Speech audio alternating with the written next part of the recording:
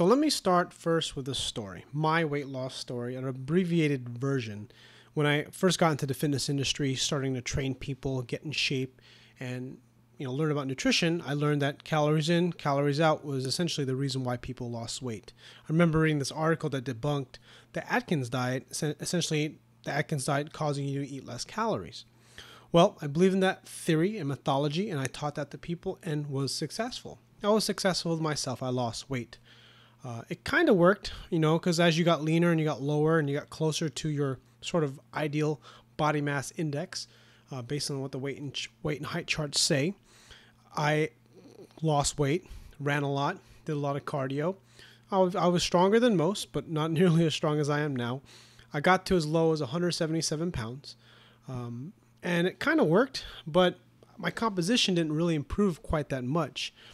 It wasn't until probably later I got and learned about the paleo diet, and I was actually really against the whole paleo diet thing. And then when I gave it a try, I was able to drink wine every single night, had dark chocolate, essentially stayed away from all processed foods, and I got down to 165. I got pretty lean.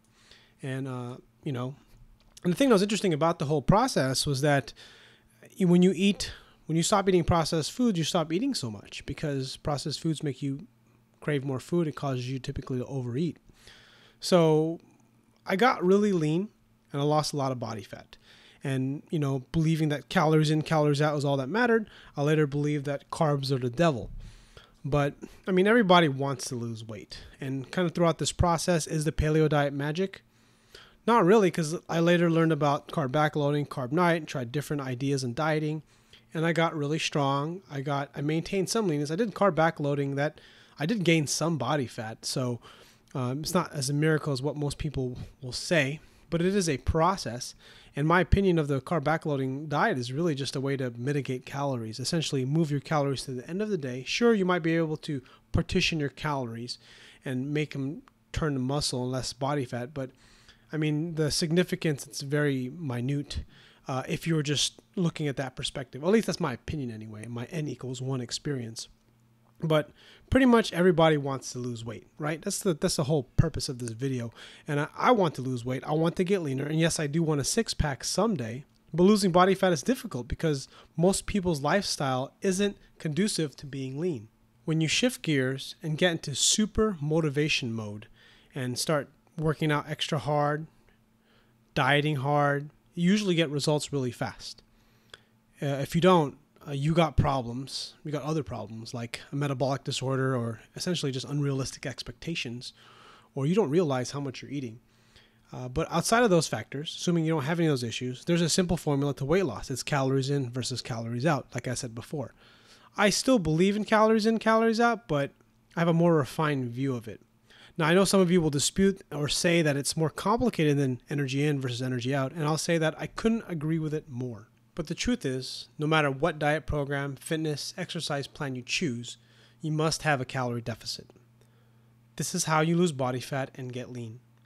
Now that we got that irrefutable fact out of the way, calories in, calories out, we've reaffirmed that the nutrition and exercise philosophy you choose will dictate how you create that deficit. Some people want a menu plan. Some people want a perfect diet or program.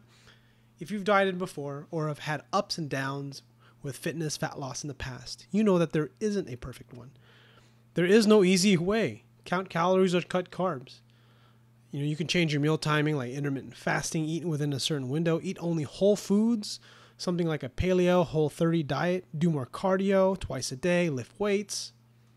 You got to work hard to refine a routine that allows you to have more consistent exercise patterns and nutrition patterns to allow for a consistent calorie deficit from week to week. You do this long enough and you'll reach your fat loss goal. Of course, there are more complicated nuances for individuals that are leaner or people that are stuck. And metabolisms vary from person to person. But if you're like me and you have trouble losing body fat or belly fat, right? You hold a nice spare tire that you like to get rid of. The simple truth is you eat too much. And you know what? I eat too much. Or maybe it's better that I say I eat enough. I eat enough. We eat enough to maintain our body fat and or body weight. Sure, you can recomp and gain muscle, lose body fat at the same time.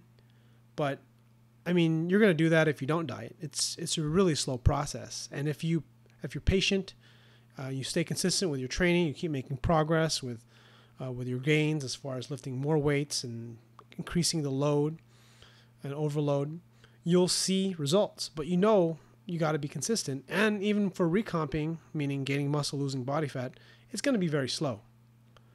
There's no easy way to do it. I mean, there's an easier way. You can find a way that works better for you. But remember, someone who's 300 pounds that wants to get to 250 pounds has to have a deficit of 175,000 calories. Now, I know some of you might think that 3,500 calories isn't a pound of fat. 175,000 comes from 3,500 times 50. For some of you that believe that's not true or that doesn't work that way, it sort of doesn't, but it's just a way of explaining things. I mean, if you obviously have a deeper background in chemistry and biology, then you'll probably articulate this better. But understand that there's got to be a deficit. There's got to be more energy being spent. If you create a deficit of 500 calories or 461 calories over 365 days, you're going to lose 50 pounds. I know it's not always that simple. Your calories out, the calories you expend, is a moving target. Your life is always changing with all kinds of circumstances and life stresses. But this is the reason why a competitor that steps on stage for bodybuilding, a bikini show, lives basically in a vacuum. Well, maybe not all of them, because some have favorable genetics, but that doesn't mean they don't work hard, because even though they have favorable genetics, they still have to have ridiculous willpower to stay away from bad food, especially if they have friends that eat crap. But under most circumstances, especially for the ones that compete at the highest level for aesthetic-based competitions, their whole life revolves around meal preparation. And their friends are basically people that do the same thing that they do. You're not going to be, if you're like an office worker, someone that works in an office, and you have a lot of overweight coworkers, it's going to be pretty hard to be shredded. I mean, the food that people bring into work is typically not very diet friendly. No matter your genetics, it's going to be difficult no matter what. You got to prepare your meals, or you got to track your food, or you got to do both. You got to exercise, you got to train, you got to move more, eat less. So let's say you are doing that. Let's say you are doing this calories in, calories out, but you're still not losing weight. Well, you're either lying about your food, your measurements aren't correct, basically, as far as your portion control, or your calorie expenditure has changed. Your metabolism has changed. Maybe a little bit of both. You got to find a diet strategy that fits closest to your lifestyle. And chances are, you're not going to be able to do that without at least tracking your food. So that's the main thing. Like, if you want to lose weight and you want to change your body, track your food. Use MyFitnessPal. I'm starting to use it more. Add me as a friend on MyFitnessPal. Anyways, thanks for watching. Hope you liked the video. Share your thoughts on dieting. Maybe we can perform a bond or have a bond about why we hate dieting or what's keeping us motivated to diet. Because every week I always want to diet, but another part of me wants to be happy too. And sometimes happiness means not dieting. Again, we all know it's more complicated than that.